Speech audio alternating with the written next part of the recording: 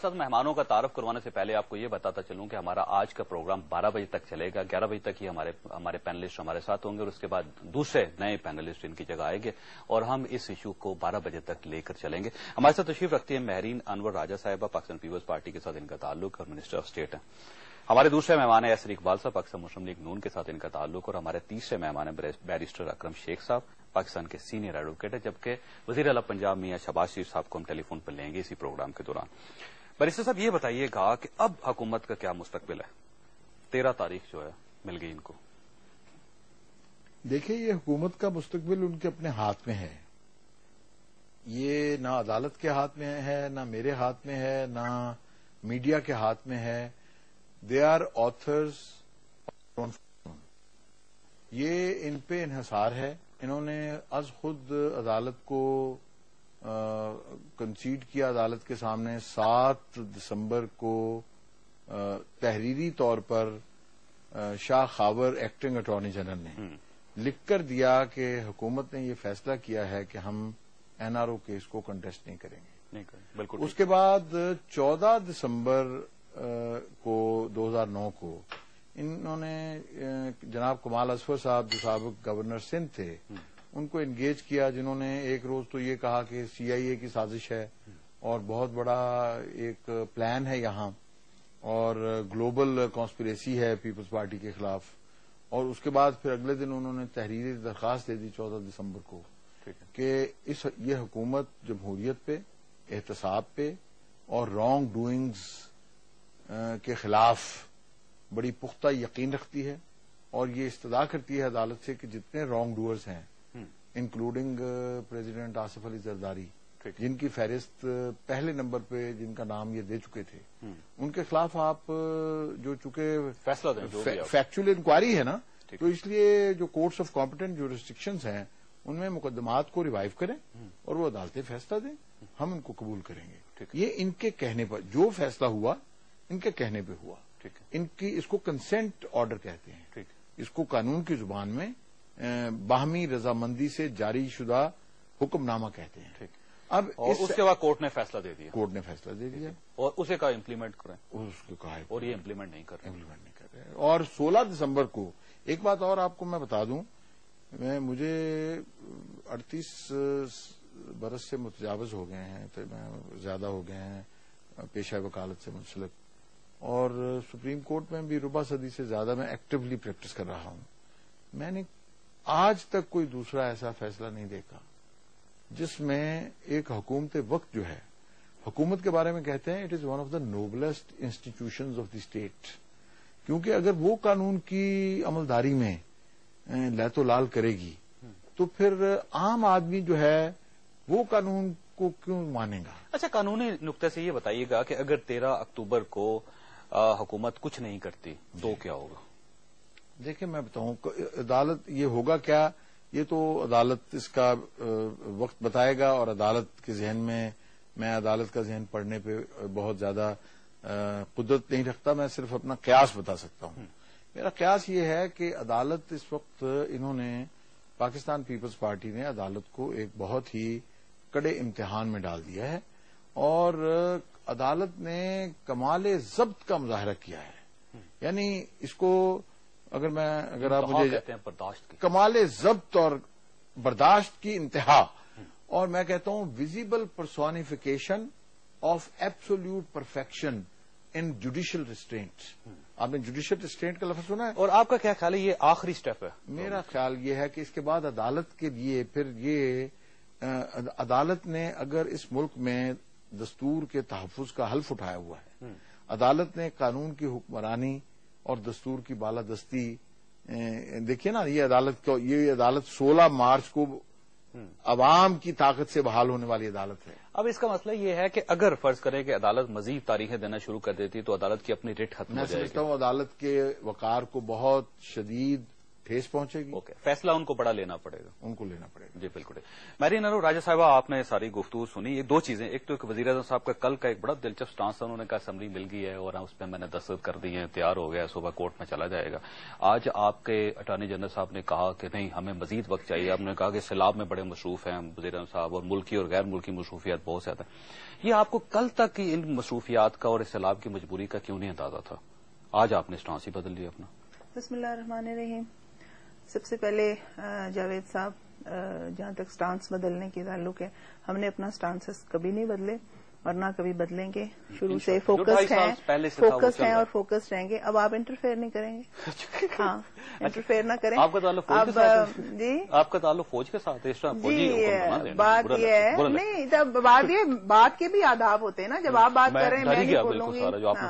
अब बात यह है कि जब आप सुप्रीम कोर्ट के फैसले को छिपकली की तरह चिमट जाना कहेंगे, तो अब सुप्रीम कोर्ट, इस पे मैं हैरान हूं कि अब सुप्रीम कोर्ट की ये इज्जत रह गई है कि उसके फैसलों को छिपकली से मंसूब किया जा रहा है। देखिए, बात ये है कि मौजूदा हुकूमत आइन और कानून के मुताबिक फैसले करते हुए, आइन और कानून की डगर पे चलते हुए, मैं आपको बिल्कुल क्लियरली बताऊं कि नहीं, आप सब कुछ कर सकते हैं, मगर इंटरफेयर ना करें, कि आपको मेरा मौका भी आ जाएगा। अगर आप करना चाहें तो आप जरूर करें। मगर देखिए, बात यह है कि सुप्रीम कोर्ट ने भी तशरीह आइन के मुताबिक करनी है। अब अगर आप मेरे बड़ी इज्जत की जगह हैं, हमारे बड़े सीनियर भी हैं, मेरे बड़ी इज्जत की जगह है, मगर बात यह है कि आप अगर हुकूमत का पूछते हैं कि आप क्या फ्यूचर देखते हैं हुकूमत का, तो आप 18 करोड़ अवाम से उसका फ्यूचर पूछें। और आइन और कानून के मुताबिक हमने आज तक जो फैसला किया वो ये किया कि हमारे ही वजीर इन्हीं कोर्ट्स में जा रहे हैं, अपनी बेल्स करा रहे हैं। एनआरओ के जो भी अमल दरामद है वो हम इसी तरह कर रहे हैं कि हमारे लोग जाते हैं, अपने आइन और कानून के मुताबिक अपनी बेल्स कराते हैं, बाहर आते हैं। देखिए, जहां तक एक ख्वाहिश का ताल्लुक है और साजिशी अनासर, साजिशी जहन एक ख्वाहिश लेके रखे हुए थे कि ऑपरेशन रूम्स बन गए थे कि आज हुकूमत जा रही है, ये हो गया वो हो गया। देखिए, ये कोई मिलिट्री कोर्ट्स नहीं है, ये वो अदलिया है जो अवाम ने, वुकला ने, पॉलिटिकल पार्टीज ने खड़े रह के बहाल करवाई है। छोटा सा सवाल करने की जिसारत करो। और अब ये आजादी का एक सफर कर रही है, और मैं समझती हूँ जिसारत करना, इजाजत तलब कर रहा हूँ आपसे, ये साजिशी अनासर कौन है? देखिए, आप बहुत बेहतर जानते हैं साजिशी अनासर वो हैं जो चाहते हैं मुल्क डिस्टेबलाइज हो। कौन? डेमोक्रेसी ना रहे। कौन? और आप बड़े अच्छी तरह कह देते हैं कि जी अभी तो फौज को आ जाना चाहिए, टेक्नोक्रेट्स को आ जाना चाहिए। मैं वो साजिशी अनासर का पता लगाना, ये हर जगह मौजूद है, ये आपके मीडिया में मौजूद है, सियासतदानों में मौजूद है, जुडिशरी में मौजूद है, मीडिया, हाँ, हर जगह मौजूद है साजिशी जहन। क्यों जुडिशरी? क्या कोई? देखिए, में शामिल है वो लोग। मैंने कहा पॉलिटिशियंस में भी हैं। बात यह है कि हमें देख के चलना है कैसे हमें आगे बढ़ना है, आइन और कानून को, डेमोक्रेसी को, कोलिशन गवर्नमेंट को कैसे आगे लेके चलना है। देखिए, ख्वाहिश रह जाएगी। और अगर किसी का दिल बड़ी इंपॉर्टेंट है, उसमें बड़ी चीज इंपॉर्टेंट है कि सदर साहब के स्विस केसेस नहीं खुलने चाहिए, क्योंकि उससे जमहूरियत को बहुत नुकसान होगा। बड़ा क्लियरली आपको मैं बताती चलूं कि आइन की पासदारी करनी है, आप मानते हैं? बिल्कुल सही है। आप कॉन्स्टिट्यूशन ऑफ पाकिस्तान को मानते हैं? बिल्कुल। तो फिर कॉन्स्टिट्यूशन ऑफ पाकिस्तान का एक आर्टिकल 248 है, जिसकी कुछ लोगों का ख्याल है और ख्वाहिश है कि कोर्ट्स उसकी ऐसी इंटरप्रिटेशन कर दें जो उनकी ख्वाहिश के मुताबिक है। आज आपके अटॉर्नी जनरल ये कह देते हैं कि ये इम्यूनिटी हासिल है, हम नहीं कर रहे। इम्यूनिटी हासिल तो बड़ा आसान सा काम है ना जी। ख्वाहिश है, आप देखिए, आइन आपके पास है, आप वो कोर्ट करें, अदालत में जाएं। पिछले 10 माह से आपने उनको ये नहीं बताया कि इम्यूनिटी हमारे आइन का हिस्सा है, हम सदर साहब का केस नहीं खोल सकते, हम नहीं खत लिख सकते। इतनी बात आसानी से कह दें। अगर आप इजाजत दें तो मैं अब कर लूं बात। जब हम मुनासिब समझेंगे, जब मुनासिब वक्त होगा, इंशाल्लाह वो हम जरूर करेंगे। और आप इस चीज को मान लें कि 248 आइन का हिस्सा है। अदालत को बताया ना जी, और जहां बताना चाहिए आपको मैरीन और राजा साहब, वहां आप बता नहीं रहे किसी को। 18वीं तरमीम अदालत में जाकर सुप्रीम कोर्ट का बताएं। काम कर रहे हैं आज, क्यों नहीं बताते आप लोग उनको?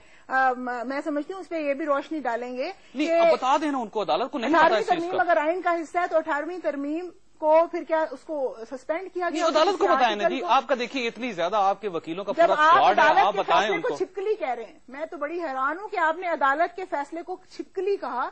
تو میں بڑی بلکہ حیران ہوئی اس چیز پہ کہ یہ تو ایک بڑی عجیب ہو سکتا ہے مجھ سے غلطی ہوگی لیکن 15 مرتبہ تو آپ نے کہہ دیا اس کو. ایسا صاحب کی طرف جانے دیں.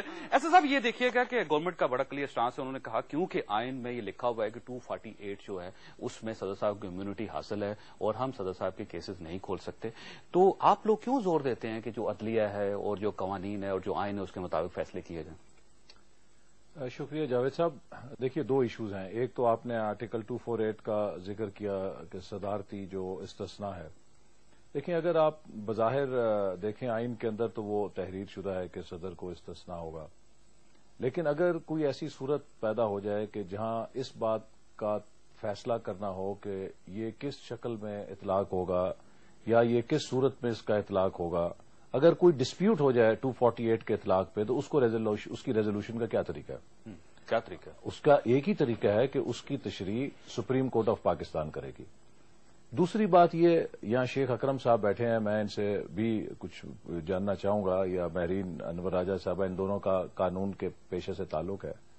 کیا اس استثناء جس کو ہم کہتے ہیں کہ پریزیڈنٹ کو کرمنل اور سول پروسیڈنگ سے مکمل تحفظ حاصل ہے، تو اگر کوئی شخص صدر ہو وہ کہے کہ میں کسی کو قتل بھی کر سکتا ہوں، میں کسی بینک پہ جا کے ڈاکہ بھی ڈال سکتا ہوں کیونکہ مجھے تو استثناء ہے، میں کوئی I can commit any crime but I کی ناٹ بی پروسیکیوٹیڈ بیکاز میرے ساتھ آپ کے نقطے پوچھتا رہوں ان سے. جی ہاں، تو یہ صاحب کو یہ اجازت ہے کہ وہ بینک لوٹ سکتے ہیں، بندے کو قتل کر سکتے ہیں؟ جی دیکھیں، قیاس آرائیوں پہ اگر کوئی چیز مبنی ہو جائے، میں کل کہہ دوں کہ کوئی پارٹی کہہ رہی ہے کہ خواتین کو دفن ہی کر دو، ایسا تو نہیں ہے. میرا مقصد، میں ایک آپ سے وہ ایک پروویژن ہے، اس پہ پھر بات کی جائے گی. مقصد یہ ہے قتل کرنے کے بعد اور بینک لوٹنے کے بعد یہ ایک کوئی بلینکٹ پروویژن نہیں ہے کہ جس میں یہ کہا جائے کہ جی جو شخص بھی صدر ہے آپ اس کے خلاف انگلی نہیں اٹھا سکتے، آپ اس کو کوشچن نہیں کر سکتے. جیسے میں نے کہا کہ اگر کوئی شخص صدر ہو ایک مفروضے پہ اور وہ اگر قتل کر لے تو یہ کوشچن اٹھے گا کہ بھی کیا اس امیونٹی کا تعلق جو ہے اس میں اپلائی کرتی ہے یا نہیں کرتی، یا کوئی اسی طرح اور کوئی ایسی شکایت ہو. اگر ایسی ہو تو وہ پھر سپریم کورٹ نے فیصلہ کرنا. دوسری بات دیکھیے، یہاں پر ہمیں ایک تسلسل نظر آ رہا ہے جس سے ہمیں کنسرن ہے. ہم ورڈ ہیں، ہم ان کے ساتھ ڈیموکریسی کے لیے اسٹرگل کی، جمہوریت کو لے کر آئے، اور ہم سمجھتے ہیں کہ اب ہمیں ایک ذمہ دار گورننس کا مظاہرہ کرنا چاہیے تاکہ اس عمل کو ہم مضبوط کر سکیں. کیونکہ جاوید صاحب اس میں کوئی شبہ نہیں ہے کہ پاکستان کا مستقبل جمہوریت کے ساتھ ہے.